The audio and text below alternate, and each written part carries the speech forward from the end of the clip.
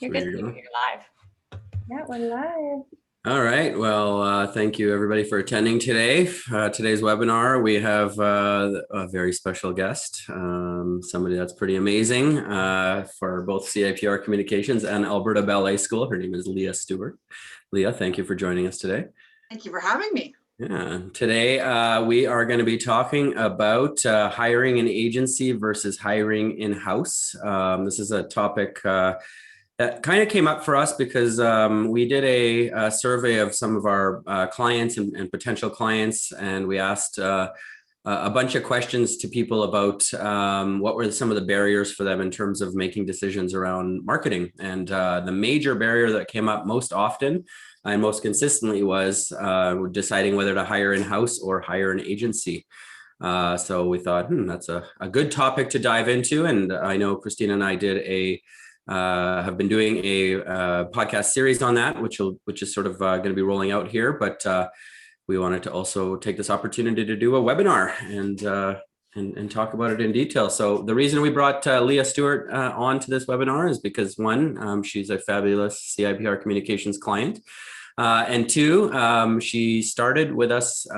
She started with an agency, us, and then brought somebody in-house. So she's got some experience from all angles of this, and we're hoping to get some insights from her. So in terms of flow today, I will be the moderator and the host, and then Christina and Leah are going to be my panelists. So maybe makes me nervous because you really are in charge of this one, Peter. So yeah, it's hard for me as a wife to give up that control. I should be the nervous one, but anyways. So why don't we start off with a little introduction, Leah? Why don't you introduce yourself and maybe give us a bit of a backstory on where you started, how you started in terms of with us and where you are today. Absolutely. So I'm the Director of Marketing and Business Development at Alberta Ballet School.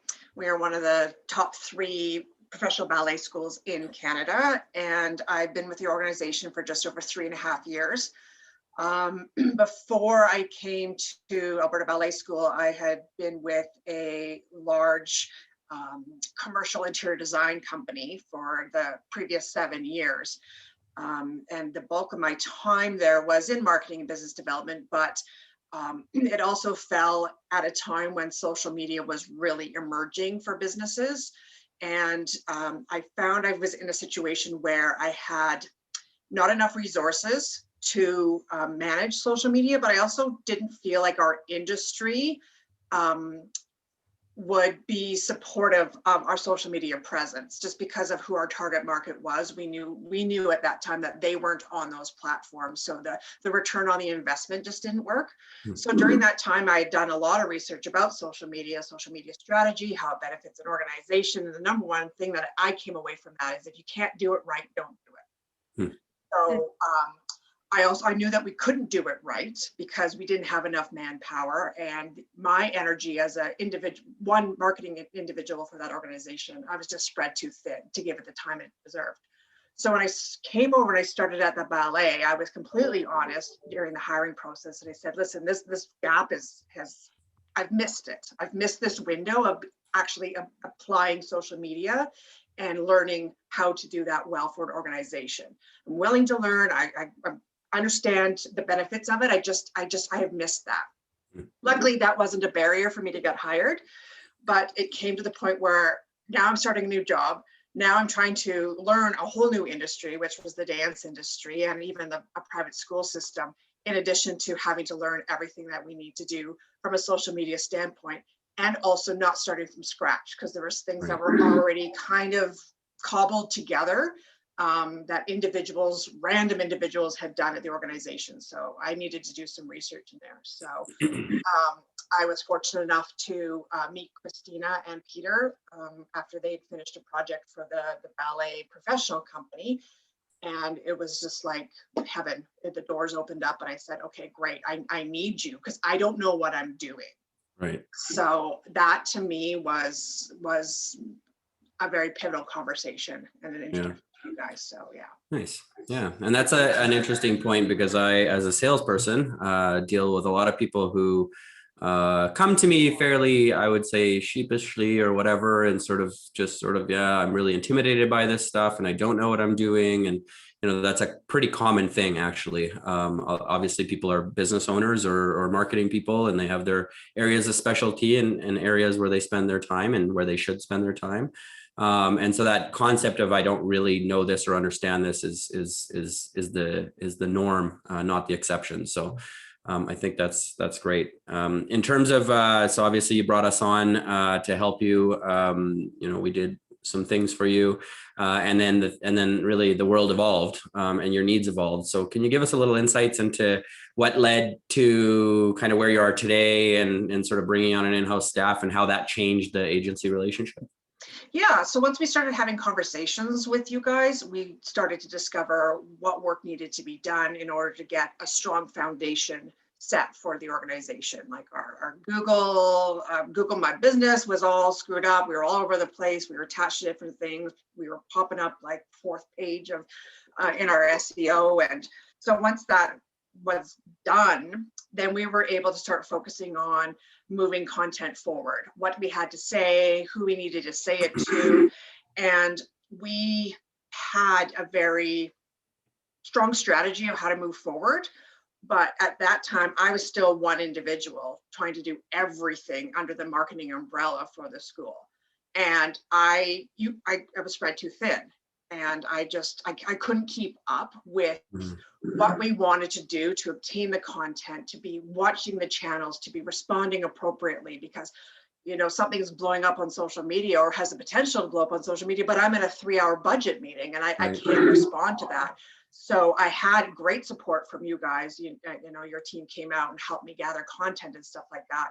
But it just came to the point where it was starting to not be as successful because I was holding it back because I just couldn't do it all. So luckily for me, we had an individual in our organization who was on the recreational side of the school, who had an extreme interest in social media and social media platforms from a personal standpoint, but she was also a former dancer. So she was already linked in to all of the different dance channels, and she knew who to follow and who we should be in with, and she's a unicorn, let's just put it that way. So she came over to the marketing side, and so she's our marketing coordinator, but about 40 or 50% of her time is primarily focused on the socials. So this allowed me to have someone within my organization who recognizes our brand, knows our tone, knows our strategy, and I can trust implicitly to watch the socials and move forward. So we work together, me at a 30,000 foot view of making sure we're staying on target, our arrows are pointing the right way, our communications the right way, but for the day-to-day things, she can work at the ground level, and I can just keep looking at big picture moving forward. So yeah, but that didn't mean we dropped you guys at all. So in fact, kind of the relationship then I think had an opportunity to evolve, where we started with social media, and then I think when you got that support to help kind of get the social media running more fluently and doing what it needed to do, then we really started to talk about search engine optimization and content marketing and all of the other things. And so now, I would say sort of 1 + 1 = 5, because now you have your social media running great. You have your guys are doing great on Google, so it's sort of like everything's kind of compounding and working together now in a more of a team approach, right? Yeah, the only thing that's not great is the anxiety if I lose either one of you on both sides of the so you guys make me look good, so I'm a little nervous about that, but I've been really happy with the way that things have progressed, and I can just continue to look at things big picture and move things forward now that I'm not drowning. I hate to say that word, but just having to focus on the micro. I'd like to be able to, my position, I want to focus on the macro, and employ good people and an agency to help support me in that area. So. Yeah. So I got a kind of a question here. So I'm going to go just dive right into there. And it says, I run a smaller business. Would you recommend an agency for a smaller business with limited resources? So can you give us a sense on that? That's a sort of a great question. I'll leave it there. Yeah, absolutely. I would recommend an agency for a smaller business, just because a small business is essentially the same as a one person in a marketing department. There's not enough man hours to go around. And I just feel like there's experts who know what to do. And so you just need to hire them and trust them to execute that for you, so you can continue to focus on all areas of the business that you need to do, that you need to focus on. And if it's a matter of feeling insecure or scared about inviting a company in, the end of the day, you do have to find an agency that you trust, an agency that you feel represents you, understands your brand, understands your messaging, and then let them do their work. Yeah.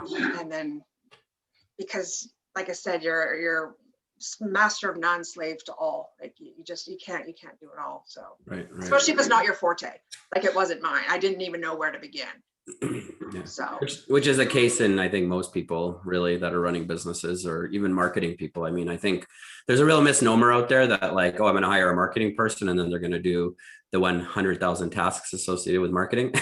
And that person just doesn't exist, right? I mean, we've talked about this a lot, and marketing is a broad field. There's many different tasks. And then often these people get pulled into administrative work and, you know, sales type support work. And, you know, there's all kinds of stuff that needs to happen. And sort of that eye on the ball on the marketing side, it's hard to keep up with just sort of one person, right? So yeah, absolutely. And I know with business owners, it's exactly the same. You know, your HR, your finance, your business development, your inventory, you've got your hands in so many pots, and why add more to your plate? So, you know, just in all areas that you can, hire somebody that you trust, let them do their job. And I think we've talked about this as well, and is the qualitative relationship between yourself and your agency is very important. Just have that mutual respect, that understanding, that communication, you know, when it fits. Yeah. But then if you're worried about, well, what are they going to do? And are they actually going to deliver for the money that I'm paying? There's qualitative data.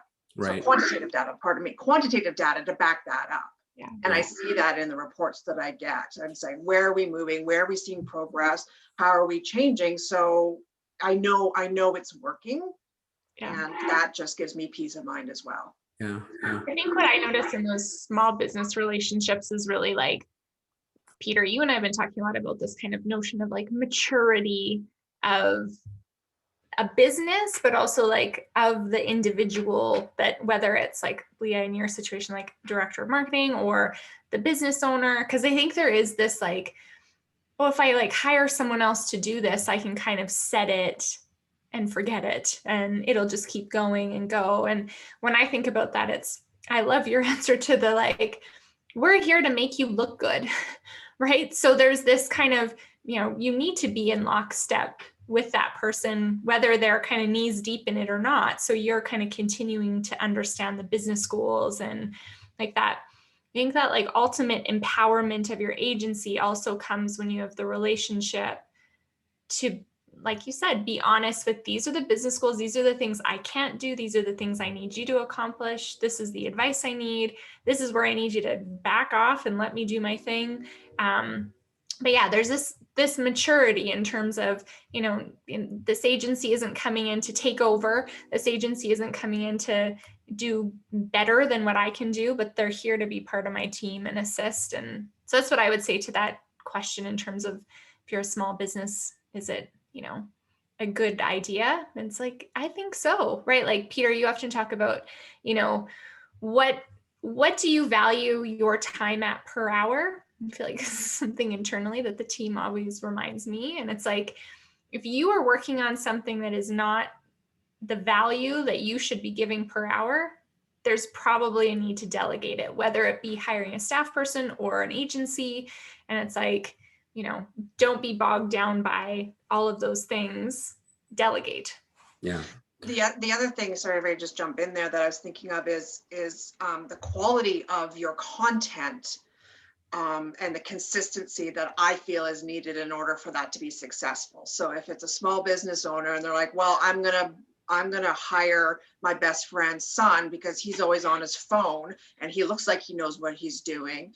And I'll just make sure he doesn't, use any bad words. But so you have that level of content for a while. And then what happens if he decides to, go off to university and no longer can do that? Whereas with an agency, especially if you're small, that consistency of your content and that voice and that messaging will never change. Mhm. They will continue to maintain that throughout versus, just kind of leaving it up to chance and having hiring an individual, a part-time person or something like that. Yeah.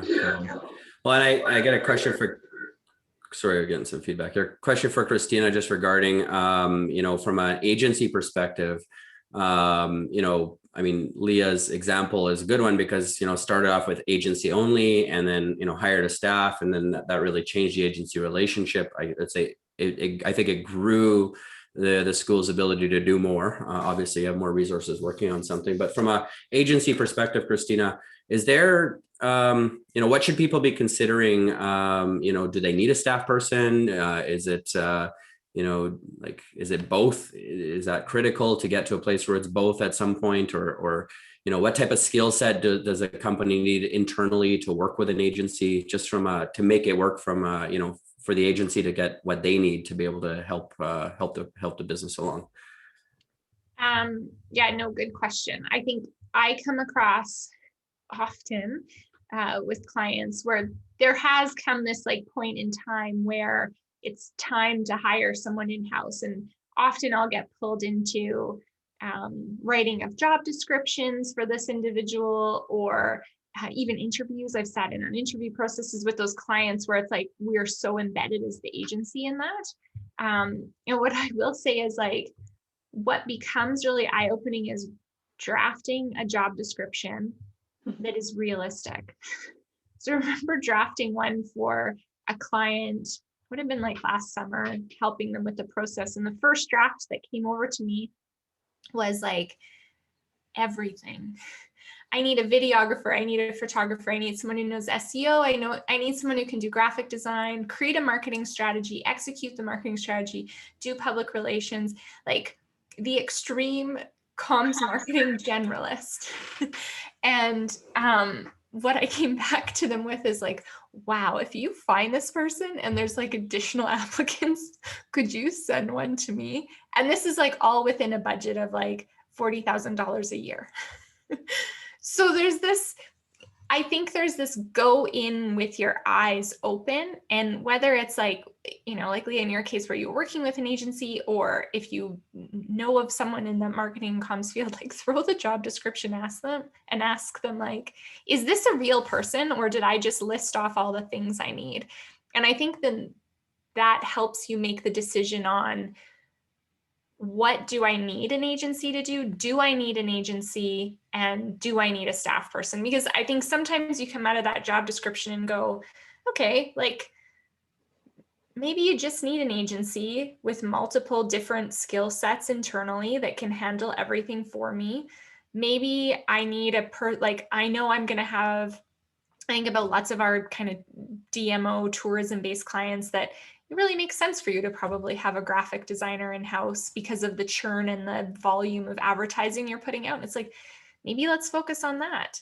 But what I will say is everything comes down to project management. So I think it's there's a skill set for whoever internally is handling kind of agency project management or communications. It's that person needs to be so organized, needs to be able to move the ball forward, but then also needs that empowerment of, process. What is the approval process? What is not? And I think more often than not, we see that both matter.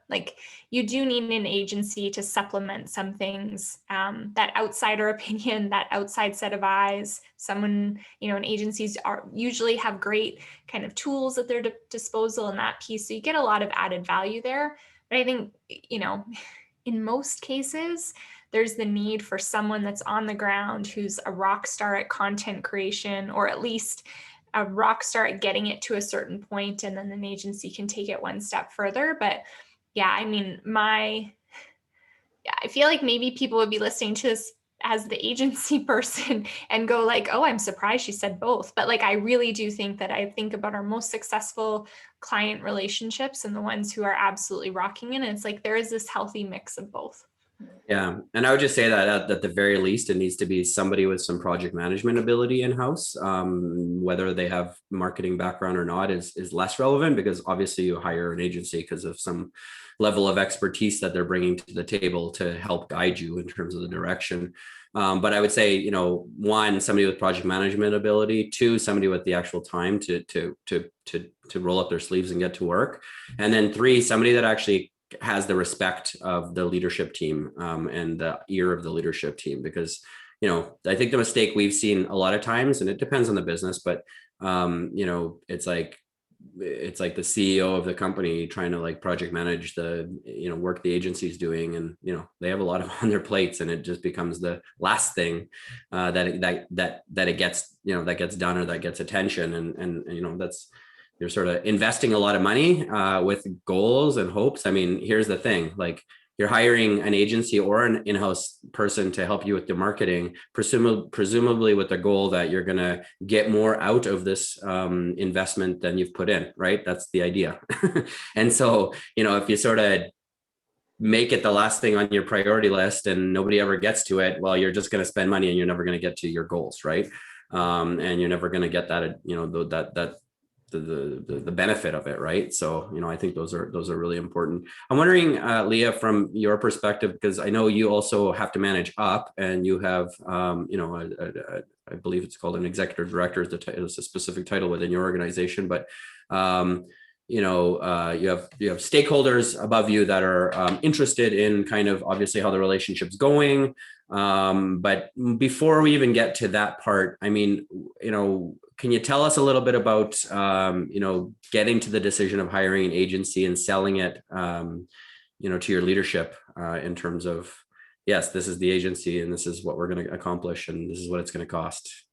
Well, it was definitely easy for me because, like I said, in the interview process, I'm like, this is the gap that there is. So we already knew that we were going to have to get help. And if it started off as get help to get you started and then we carry on, or if it was, this is going to be part of our ongoing marketing budget moving forward. So for me, that was an easy conversation to have. But I think for me, it's very easy to justify how those conversations when you see the results that we're having. And we see that we're, you know, first on Google now, and that we have incorporated so many tactics that are proving themselves for and justifying having that expense. The other thing that you can also, you know, it's just easy to say is that I know this is the agency, it's this quality, we're getting what we pay for, because if not, then you're going to have to hire me 2 or 3 people on my team to replace my agency. So that small, well, I consider it that affordable monthly contract is, it's like, what would you rather have? Carry two additional staff with benefits and you know, all the burdens that go with human resources and having employees. So luckily for me, it was a very easy conversation to have. And I know that, you know, in the previous years, you know, especially this last year, you know, everybody has been hit with COVID. Everybody has been, you know, struggling a bit financially and always been looking for areas that they can trim. But marketing is the one area during this time that you don't cut. Yeah. You don't cut. You need to have your presence. You need to have experts on you to help you shift that messaging, shift those channels, and help you get to where you need to be. So now is not the time to be, you know, making any of those changes for sure. Yeah, there's been a lot of shifting, certainly with the school for sure, which was great. And I think it was a great, you know, I think also those types of situations and experiences like bring the agency and the client closer together, because it's like, okay, the world's changed. What we were planning last month is no longer the same. We got to make some, you know, and it just like brings everybody together and really gets everybody into a good problem solving mode. And I think, you know, obviously this is a bit biased, but from an agency perspective, some outside eyes into what your organization's planning probably is a helpful thing. So, obviously it went quite well in our situation. You did touch on something there that I do want to ask you about, because a lot of people tell me that, oh man, it's so expensive working with an agency, and oh my God, I get a lot of that, right? But I think that I always equate it to like, okay, so you're going to pay X per year for the work we're going to do, and how much is it going to cost you to hire a person? So you kind of touched on it, but isn't an agency really as expensive as it looks at first sight, in your opinion? No, not at all. Not at all. And I think that one of the things that I liked about it is that over time, we continued to shift our relationship and switch. And we, like when it was just myself and CIPR, we were doing what we needed to do within the capabilities. But then as soon as I had the addition of an in-house social media person, I said, okay, this can come off your guys' plate. This can come off your guys' plate. This can come off your guys' plate. And then let's take, that extra time that we now can take this in-house, and let's backfill this with the next step, which at that point was focusing on our website and our search engine optimization, and just our overall arching strategy of how we're going to continue to move forward. So I am definitely pleasantly surprised with the cost of the agency. And the thing is that if you think you're paying too much and you're not seeing the results, then you have the wrong relationship. Right. Yeah, no, that's a good point. And I'll touch on that question with Christina too, because we have conversations with people sometimes that, let's just say, a lot of people I think have unexpected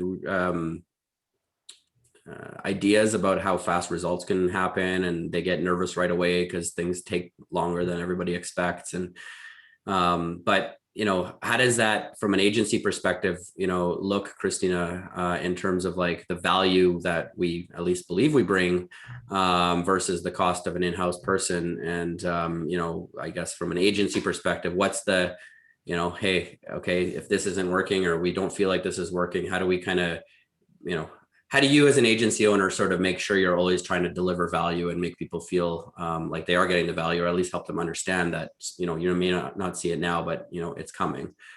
Yeah, this is like so loaded. I'm going to go back to Leah, how you were responding to that question. And I think people often perceive too, oh, the agency is going to be so freaked out if I change things or cut things, or we have one client who had a bad agency experience, and we kind of renegotiated a contract with him this year.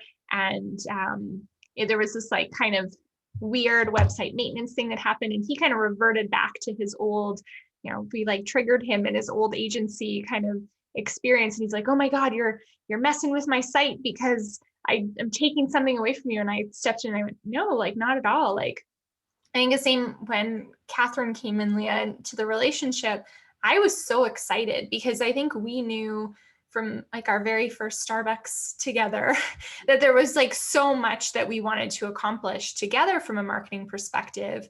And, within the budget, we, like you said, we're doing what we needed to do. And then, when you took stuff off our plate, it was actually this really exciting opportunity for Peter, then actually you to come in and share, okay, here's where I see the rest of the opportunity, and allowed us to refocus. And I also say that's the sign of a healthy agency relationship too, right?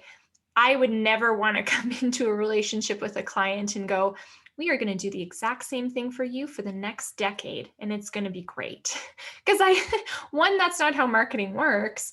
But two, it's if we are evolving the work we're doing for a client, it means that we're doing our job. Because if we're just doing the same thing year after year, what results did we really get? So I feel like that's kind of how I would approach your same question, Peter, in terms of the hiring versus that piece and what it looks like to an agency. And for us, it's how do we add value to where you are at right now?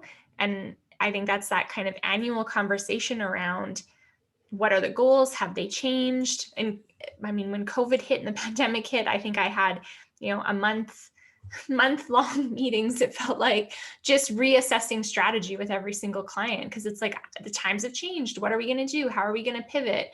Do we need for some clients that meant we got to do way more. We're not going to trade shows. We're not doing these things. So that $30,000 budget that's going to a trade show plan for a summer, we need to invest in this. Or, ooh, we don't know what we're going to do. We got to cut back. And we got to be creative in terms of invoice and billing and what we're covering and what we're not. And again, I think it just comes down to relationship. And if you have that strong relationship, and I just think too, when it comes with that, then you have the ability to continue to have the conversation. I mean, I've had conversations with clients where it's like, I see this piece is not working.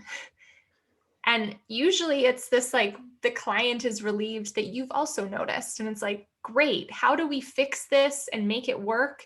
Is this the wrong tactic for the organization? I literally just got off a call with a client before this one where there's a specific tactic that we've been doing for the last 6 months. And it's like, I said, hey, I think it's time we pivot. And she was like, thank God you said that. Right? Like, there's this, you're also the agency. So coming in with that confidence, you're the trusted advisor. I think it's not being afraid to kind of lead, right? You're not being hired just to kind of be another lackey. You're being hired because you have that expertise. And I think it's owning it. I feel like agency is like a dirty word, and people get their back up, that they're like, oh my goodness, they're going to come in and they're going to take all my money and they're going to want to change me. And I was just thinking about that as you're talking, Christina. It's just like, it needs to be more like a professional partnership. And that is an extension of your organization. They just aren't in the office next to you. But they understand your business. They think, and they're being able to take that 30,000 foot view and keep you moving in the right direction. And if you feel like they're pulling you away without, justifiable reasons, then it's not a partnership, right? And I think that really speaks to the sales process. Sorry, is that feedback from me again? My apologies. That speaks to the sales process too, in terms of and I have some really excellent questions here that I want to dive into from the audience here. But, in terms of, I think you really need to have your ears open if you're a business owner looking to work with an agency, and really be asking the right questions, and really be mindful of the questions they ask, and understand, like, we use a very consultative process when it comes to sales. I always go in very open. It's like, I don't know if I can help you. I'm going to look at the data. I'm going to see what, let's see what the stats show. Let's sort of see what your competitors are doing. Let's take a bit of a deep dive. And then, based on that data and that information, we can make some decisions together, whether I can help you. And I'm going to pitch some things to you or propose some ideas to you, and I'm going to see how you feel about them, as opposed to, I think some agencies just come in like a bulldog and they're just like, yeah, this is what we're going to do. And I would sort of have my backup immediately, I think rightfully, because it is, we like to think of ourselves as trusted advisors and partners of our clients. And I think if an agency doesn't come right at the beginning with that type of attitude, you could probably expect that the relationship's going to be like that. And I'll say on the sales side too, when I do sales, it's like, I could tell how a client's going to be through the sales process just by how the sales process goes, right? It's not to say that, I've had some that have been super in depth and lots of questions, and they're some of our most challenging clients from they keep us on our toes perspective, but that's okay. Right. So it's sort of a two-way street, and it's really a dating process. And I'll say too, beware of, we always like to try to get into some contracts and like to have long-term stability, and all that's important, but, beware of the language and the way they talk and the way they put contracts forward, in terms of we try to get minimum contract, I'd like to do a 6 or 12 month retainer with you, but we always have a caveat that, you can leave or change the contract with 30 days written notice. Right. So, because I don't want anybody to be in a relationship that they're not happy with long-term because they feel like they have to be because of some contract. Right. And that's just all things to be aware of. So I'm going to ask a couple of these questions here because they're a really good one.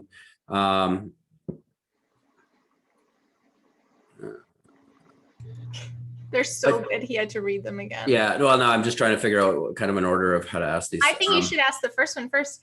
Leah, can you tell us more about the llamas in the background? The llamas in the background.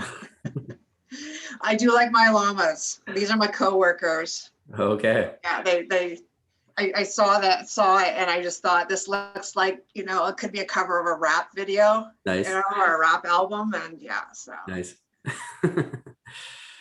Your buddies through COVID. Your buddies. Absolutely, Yeah, absolutely. So have you ever had an in-house marketer, like your in-house marketing person or team and your agency disagree on a strategy and tactic? And if so, how have you handled that? That's a really good question. I think from a strategy standpoint, we haven't had that quite yet. But we have had situations where you guys have proposed ideas to us, especially in the beginning, and we just knew from inherently in the dance industry or in the dance world that that's not going to work, or we don't want to go there. Like, we need to avoid this. Let's try to switch focus on other areas. So I think maybe on content, but only just from a learning and growing experience. An opportunity came up and you say, hey, why don't we explore this? And maybe in our industry is like, oh no, we don't go there. And this is the reason why. And then there's understanding there. But so far we have had, I believe we've been good, haven't we, Christina? Do you have an example? Do you have an example on top of mind? I feel like this is like what's that like daytime talk show that like forgive or forget? No, I can't think of any time that we've had We've been vibing pretty good. We've been vibing pretty good. I think so. And I mean, I think the key to that is communication. Like, I think especially as our relationship has evolved, I feel like we started with probably monthly meetings, right? Like, and there was this kind of need to kind of get to know each other and move forward. And like, Peter, to your point in that other question, there's, a good month or two of setup and things. So we were meeting kind of that monthly. Then I feel like we almost went, all right, we're Peter, to your use of the word vibing, we were vibing.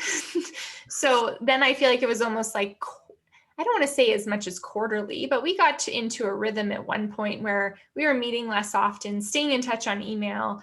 Mm-hmm. And then I feel like COVID, probably theme of the year. Yeah. And it was like, we need to meet weekly. Like, things are changing so quickly. We don't know what's going on. And, still, like, we still have that weekly meeting in the calendar. They're not used every week, but that constant communication, I think, has helped us not have any disagreements, or at least have the avenue to really like talk through ideas before I think either of us get going in the wrong direction. Right. Yeah. And I'll just jump in, and I think what you nailed you hit the nail on the head when it comes to just communication. And I think the one thing that always kills good communication and good relationships is assumptions. And I think a lot of people go in and it's like, oh, well, this agency, they, my assumption is that because they're a marketing agency, they will just know everything and they'll be right all the time, or whatever, or the opposite, or they don't know my business. And so how can they possibly ever tell me how to sell my business or whatever. And the reality is probably somewhere in the middle is some truth to that, because like, we don't know your business, and there are some nuances in your business, and there are things that are happening or your strategic priorities we're not aware of. And similar, so yeah, I mean, you shouldn't assume that your agency is just going to go in and just know everything and be amazing and right. And it's all about that constant communication and iteration. I really like the word iteration, because we iterate into greatness, right? It's not like everything starts and it's perfect and there's, everything, it just doesn't work. Like, life isn't like that, right? And so, we come with our ideas and here's what we think, and you bring your ideas and here's what we think. And the more honest and open we can have that communication, the more we can iterate and come to a place where we find sweet spots, and then we find synergies, and then that's when the greatest things happen. Right? Leah, our first like SEO blogs that we wrote for you, and I feel like there was like many rounds of revision, and now I think of our SEO blogs, it's been, I feel like a year and a half, coming up to a year and a half of doing your guys' SEO, and now there's no, like, it's like, yep, great, perfect, rubber, almost a rubber stamp, I feel like, in most situations. But I think that's like a thread in this too, where it's like, yeah, like when you're working with an agency and your industry is quite specialized, and obviously ballet school definitely is, there's some very high standards there. It's like, yeah, like give one another the chance to do the dance, and not. And we definitely have had situations where you write one blog, not for Leah, but another, where it's like, oh my God, you've missed the mark so far and this is terrible. And, the red pen comes out, and the fact that like, it's like, okay, well, like all I can say is like, well, we're learning. I promise next time will be better. But, that dance you do and that getting to know each other. And, now I could confidently say like, Leah, if you told me right now, go write a blog on this, it's an emergency, we need this off. I feel like we know the tone of voice of the school automatically now. And that took, I feel like, some patience on your guys' side as we learned that. But yeah, it's also the same for us, because yes, you had said if in the early days the blog would come over and we'd be like, oh man, like no, dancers don't do that. And I'm like, no, we don't do that in ballet. That's not right. That's not right. That's not the right terminology. But then I'd also come back to you and say, why is this word showing up consistently in my blog? And you're like, well, we need that word because this is what we're going for, and this is our target. I'm like, oh, okay, that's the reason why, because so I'm also learning about the content of a blog, just as you're learning about dance content. I'm learning about, what you guys are, why we're doing this, and what we're hoping to achieve. So I think that learning definitely goes both ways. Yeah, I think that's actually a great example, and I think that's like, I think there's a need to have some level of flexibility on both the agency side and on the company side, because I mean, we're bringing words to you that maybe you wouldn't use in your business, but like, guess what, your customers use. And so like, and I find this often, and people get very narrowly focused on, this is my business, this is how I talk about it, this is how I sell it. And it's like, yeah, who cares? But like, your customers use completely different words, and like, who matters, you or your customer? At the end of the day, in terms of like your marketing being successful, like you got to meet, just like the agency needs to meet the client where the client is, and vice versa. Like you also need to think about where your customer is, right? And I don't assume like you spend your entire day in dance, that the people that are just trying to sign up their kid for some dancing lessons that never been to dance before know anything about your industry or the way you communicate or the words you use, right? I mean, so it's definitely, I really like that. Here's another really, really great question. I really, really like this one a lot, because I think this is something that CIPR takes a particular point of pride in. And I would say we take a particular point of pride in this because both Christina and I and a few others from our team have all worked in organizations where we've worked with agencies. And the agencies have acted this way, and it really rubbed us the wrong way. And so we strive very hard not to be these people. But the question is, I've been held hostage by other agencies. What should I expect from my agency as far as transparency and access? So I'll maybe give that one to Leah first, and I'll let Christina talk about it after. It is a really good question. Being held hostage. Wow, that's You wouldn't believe, Leah, how much that language, how much that language exists in our industry.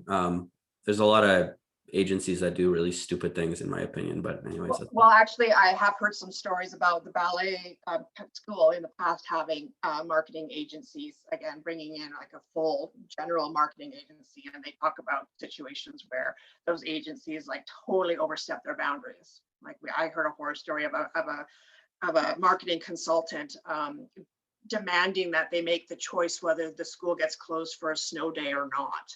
And I was like, because they just felt like they had that control. And I know like even like the director of the school was just like, no, that's not your decision to make. That's somebody else's. So yeah, I think one of the things that I really enjoyed about working with CIPR, and I have worked with other agencies before in the past, was you had the opportunity, if you really wanted to take advantage of me. And I don't mean that in a creepy way. I just mean that I came to you in that first meeting and I basically put everything on the table. I don't know anything and I need help. Well, at that point, you guys could have just kicked the door down and just said, here you go. We're going to do it all for you. Sign your life away here. And we've got it from here. And I probably would have been like, oh, okay, just because I was new and I needed to move forward. And I just wanted someone to take that off my plate. So, but that didn't happen for me. And I don't know if I would have been comfortable with that even if it did, because I have some common sense, and I know that that's not a healthy partnership between an organization. So yeah, I think that you need to do more research before you sign on the dotted line. I think you need to have more conversations. You need to have, like you said, Pierre, it's like dating. How are you guys going to handle this for us? How do you see this progressing? How do you see us working together in these areas? It's a job interview. And as much as, you're looking for an agency, you can't always assume that they're looking for a partner as well, because they might just be looking for a paycheck. So I think that in that situation, you start off with a smaller contract, and that one that you can terminate. I don't know if that answers the question very well. Yeah, I think it does. I mean, I'll just comment that honestly, it's shocking to me how many times I have conversations with prospects about agencies holding them hostage, and it's a real black eye for the industry, and it's really just sad, and it really makes my job harder. But that's neither here nor there. But it just sucks for the whole relationship and the whole agency world, because it's like, there's some good players out there that do some things and try not to be those people, but people are so tarnished by that negative experience that they don't want to go there, right? So Christina, I'm going to pass this question on to you in terms of just like, what should people expect from an agency in your perspective when it comes to transparency and accountability? Go. Yeah, I mean, this is a funny one, because really it's as simple as like, your stuff is your stuff. And it's funny, like, because we build a lot of websites for clients too, and we make them buy their own URL and then give us access to it, or purchase their own plugins and then give us the access to them, as opposed to us going and buying all of these things and then billing you back for it. One, I think that there's this, like, Peter, you and I often talk about like what helps us sleep at night. And it's like, I don't need to make a buck on your $20 a year GoDaddy URL. And I think some agency then may be dumb of me, but I think some agencies then go, okay, $50 a year and charge it back. Like, there's sometimes when you like go through, okay, what was your last agency doing for your website? And you come alongside and you kind of go line by line and go, you're being charged what per year for this and that? And I think hosting and stuff like that is another conversation, but anything that is yours, like, again, like if you're to walk away, and hopefully it's a positive walk away and not a negative, you should have keys to the car, and you should have, the owner's manual, right? Nobody should be walking away with either of those things. And I think, Peter, we've had a lot of conversations with people that, they go, okay, are you the type of agency that is going to keep everything, and then I'm going to have to pay $300 an hour to then get access or do anything? Or are you, what are you? And for us, it's like, we want, whether we continue on for years and years or not, you should be able to access everything. And, I think, Leah, in your situation, I think about Google Analytics and access and all these things. And it's like, we spent a good 2 months even tracking down where those things were. Like, now you have them, and like, that actually makes me as happy as it probably makes you, because it's like, now you are in control. Like, no matter if it's staff in-house or us or a different agency, everyone knows where those passwords are now. And I think that that's essential. And I'm always shocked when we have conversations with clients where, a web developer or a agency or whatever, like, oh, they won't let me do anything until this is done, or that there is this kind of hostage mentality, I think. And for us, it's like, I think some people scratch their heads sometimes. Recently we made a client register for their own HubSpot account and then give us access, and they kind of went, well, why don't you just register for this and I'll just pay you for it? And I said, I could do that, but like, that is your info. Those are your contacts. That's your information. You should own it. And then you should be in control of if I have access or not. And really, as like a director or business owner, you should have control. And whether it's a staff person or an agency, you should be able to let them in or out when you want. That agency versus a partnership again. Like Mhm. in a partnership, even in your own personal life, you know, there's things that come with that: trust, transparency, respect. And if you don't have those in your personal relationships with friends or a significant other, you're not in a healthy relationship.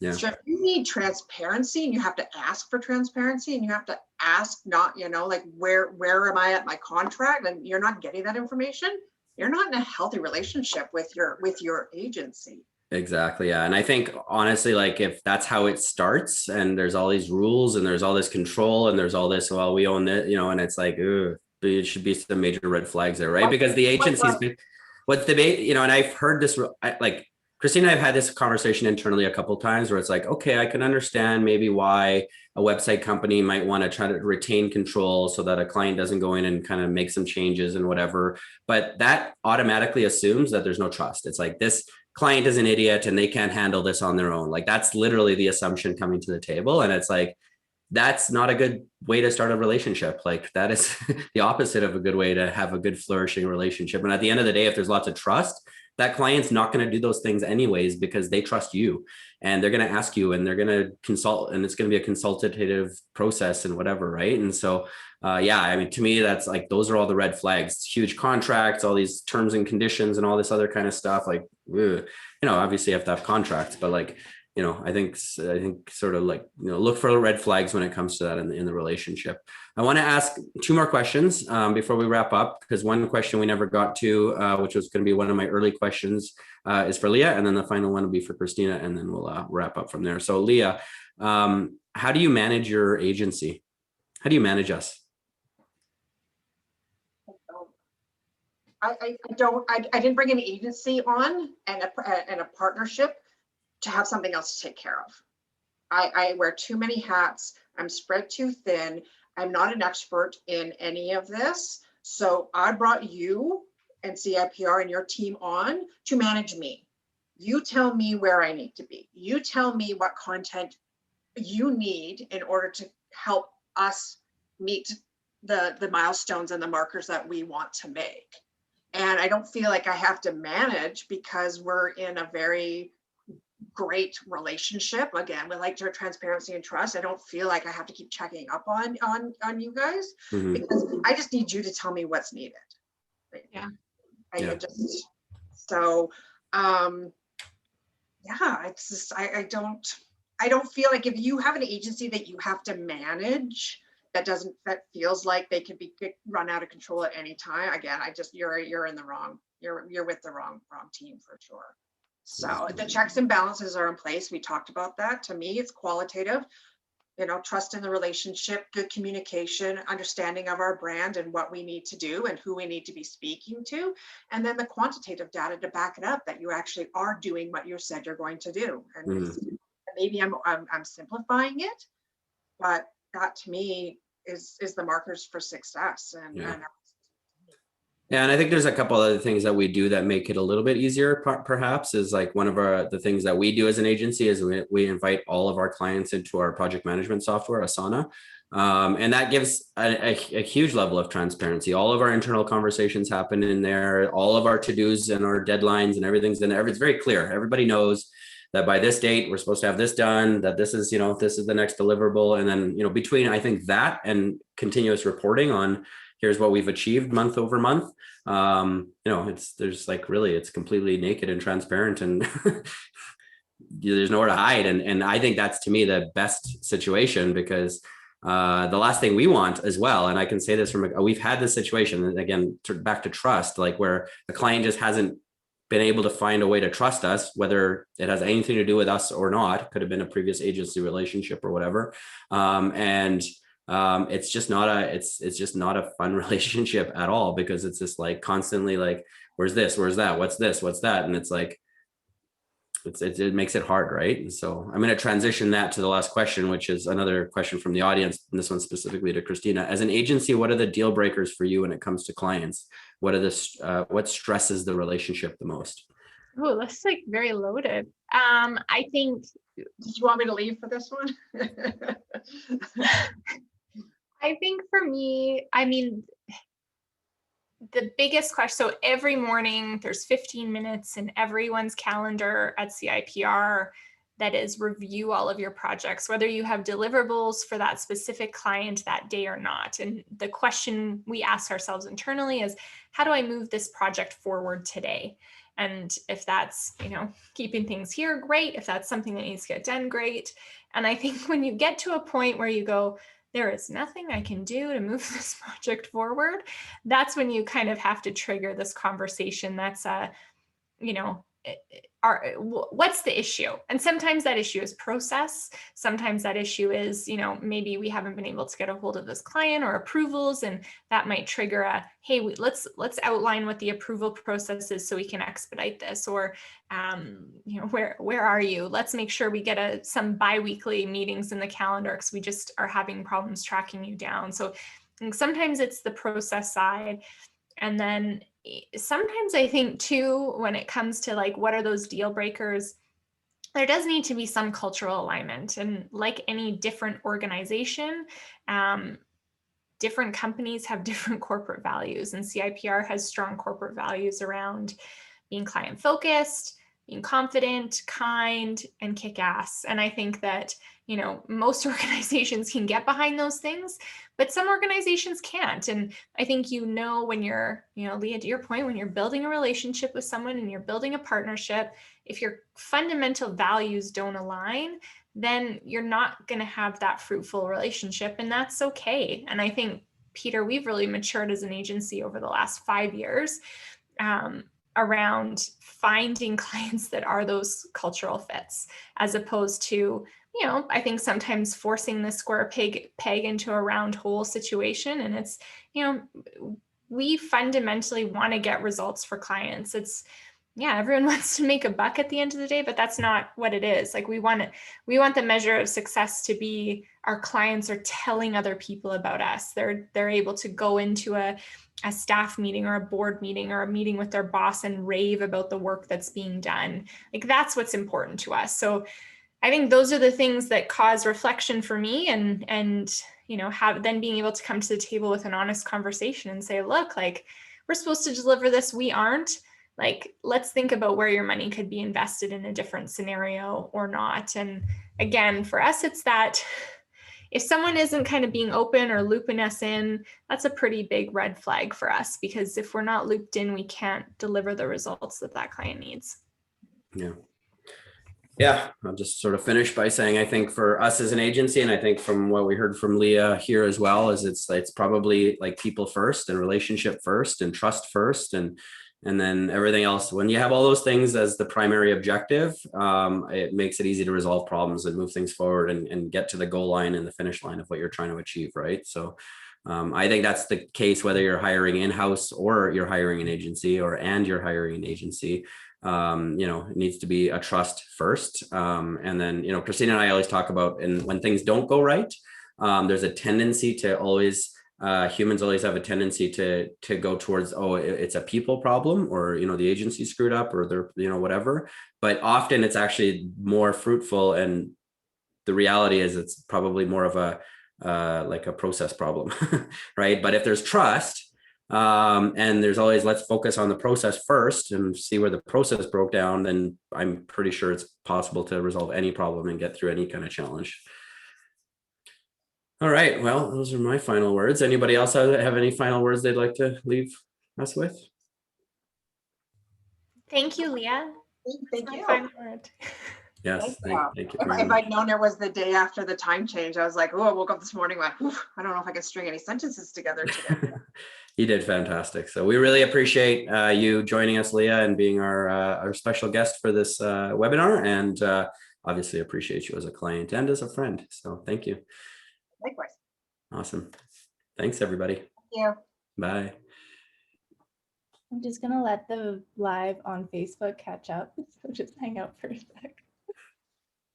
You can still see Peter talking. Only a few seconds behind. Hang on. Okay, cool. I'm gonna end it here. Perfect. Thanks, Leah. Thanks.